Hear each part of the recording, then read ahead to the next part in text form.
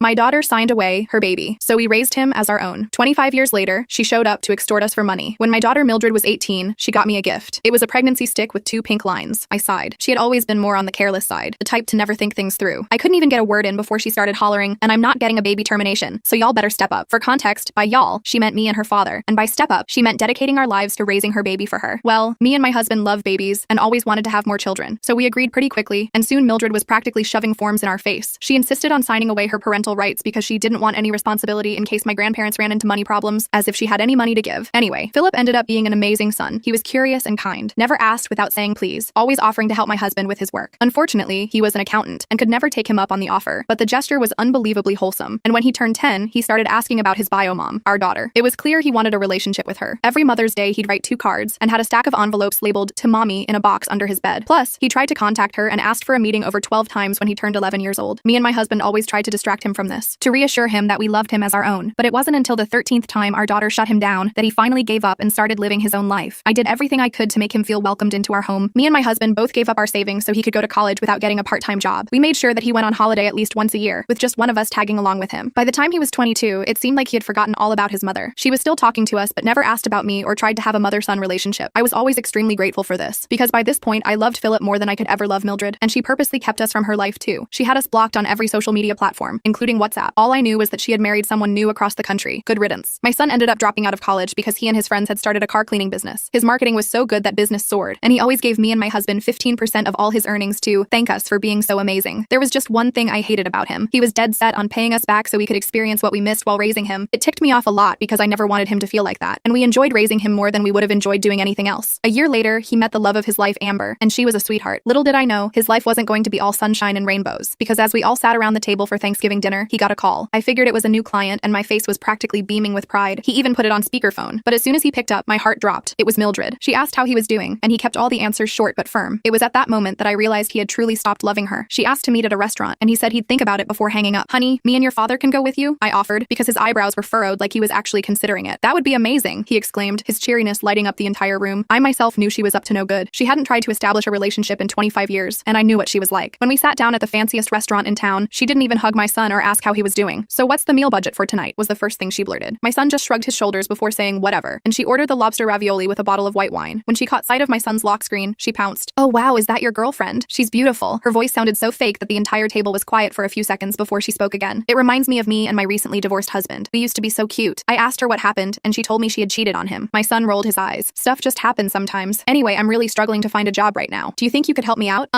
I guess. Great. What she said next shook me to my